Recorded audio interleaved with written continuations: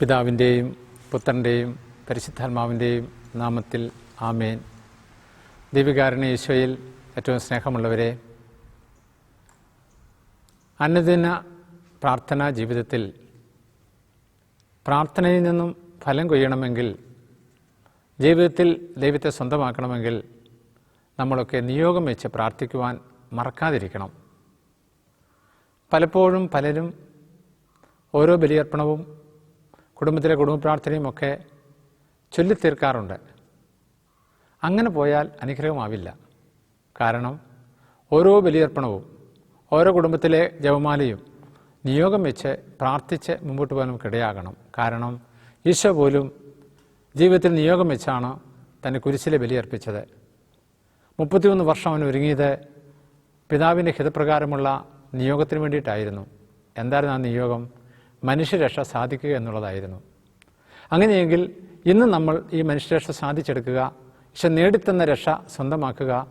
നമ്മളും നമ്മുടെ അനുദിന ബലിയർപ്പണത്തിലും നമ്മുടെ കുടുംബ പ്രാർത്ഥനയിലും നമ്മുടെ വ്യക്തിപരമായ പ്രാർത്ഥനയിലും നിയോഗം വെച്ച് പ്രാർത്ഥിക്കുക എന്നുള്ളതാണ്. ഞാൻ പറയും, ഈ നിയോഗങ്ങൾ കൂടുതൽ അനുഗ്രഹപ്രദമായി തീരുക നമ്മുടെ ദുഃഖങ്ങൾ കൂട്ടിക്കലർത്തുമ്പോഴാണ്, നമ്മുടെ സഹനങ്ങൾ, നമ്മുടെ ക്ലേശങ്ങൾ കൂട്ടിക്കലർത്തുമ്പോഴാണ്, നമ്മുടെ അല്ലലുകൾ കൂട്ടിക്കലർത്തുമ്പോഴാണ്.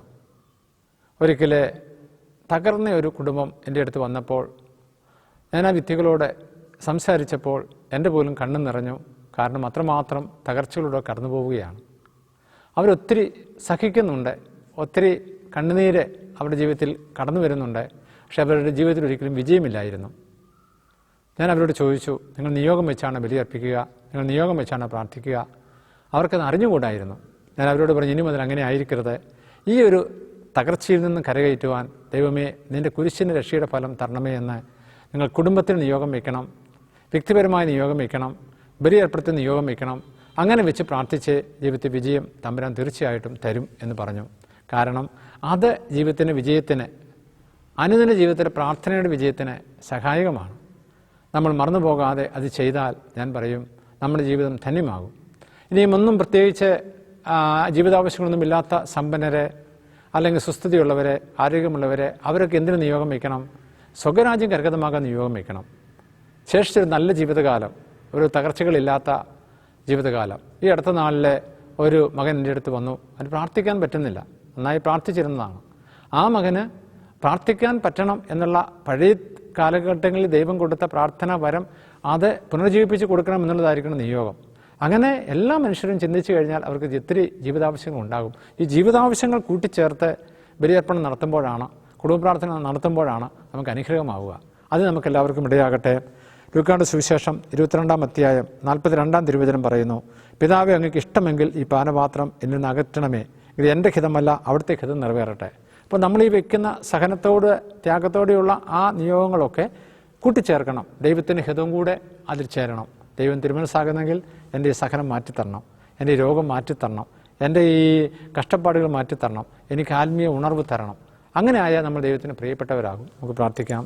വിഷയങ്ങളെ അനുഗ്രഹിക്കണമേ, വിശുദ്ധീകരിക്കണമേ, അവിടുത്തേതാക്കണമേ. പരിശുദ്ധമേ മാതാവേ, അതിനാണ് ഞങ്ങളുടെ കാര്യത്തിന് വേണ്ടി ഈശോയോട് മധ്യസ്ഥം പറയണമേ. ഈശോയെ ദിവ്യകാരണത്തിന് ആശീർവാദങ്ങൾ സ്വീകരിക്കുമ്പോൾ അങ്ങയുടെ വലിയ കൃപ ഞങ്ങളിലൂടെ കരഗതമാകട്ടെ. ആ കൃപയ്ക്കായിട്ട് ഞങ്ങൾ തിരുമുമ്പിൽ തലകൾ കുനിക്കുന്നു. പിതാവിൻ്റെയും പുത്രൻ്റെയും പരിശുദ്ധാത്മാവിൻ്റെയും നാമത്തിൽ ആമേൻ.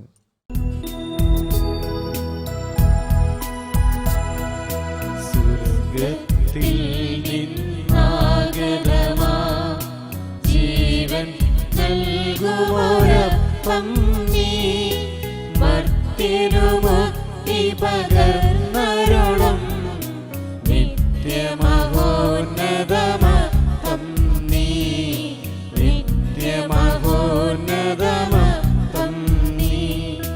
മാനവരേ മോദമോടെ നാഥനെ വാഴ്ത്തി പാടിടുവിൻ, ദൈവത്തിൻ പരിപാവനമാ സന്നിധി ചേർന്നു വണങ്ങിടുവിൻ, സന്നിധി ചേർന്നു വണങ്ങിടുവിൻ. സ്വർഗ്ഗത്തിൽ നിന്നാഗതമാ ജീവൻ നൽകുമോരം പകർന്നരുളും നിത്യമഹോന്നതമപ്പം നീ, നിത്യമഹോന്നതമപ്പം നീ. ദിവ്യശരീരം മാനവനായി നൽകിയ നാഥനെ വാഴ്ത്തിടുവിൻ. ദിവ്യനിടത്താൽ പാപികളെ നേടിയ നാഥനെ വാഴ്ത്തിടുവിൻ. നേടിയ നാഥനെ വാഴ്ത്തിടുവിൻ. സ്വർഗത്തിൽ നിന്നാഗതമാ ജീവൻ നൽകുമോരപ്പം നീ, മർത്യനു മുക്തി പകർന്നരുളും നിത്യമഹോന്നതമപ്പം നീ, നിത്യമഹോന്നതമപ്പം നീ.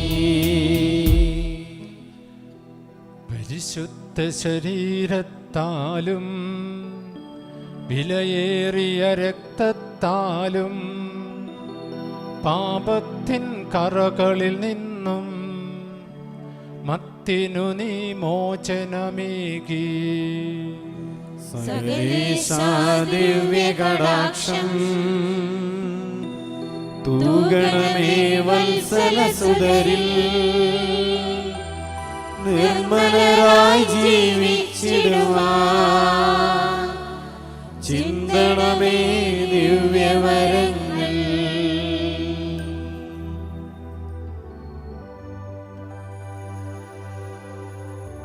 നമ്മുടെ കർത്താവ് ശംസിഹായുടെ കൃപയും പിതാവായ ദൈവത്തിൻ്റെ സ്നേഹവും പരിശുദ്ധാത്മാവിൻ്റെ സഹവാസവും നാം എല്ലാവരോടും കൂടെ ഉണ്ടായിരിക്കട്ടെ, ഇപ്പോഴും എപ്പോഴും എന്നേക്കും.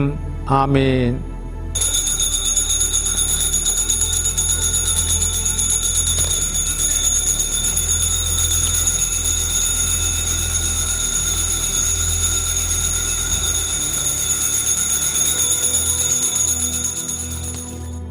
പരിശുദ്ധ പരമദിവ്യകാരുണ്യത്തിന് നേരും ആരാധനയും സ്തുതിയും പുകഴ്ചയും ഉണ്ടായിരിക്കട്ടെ.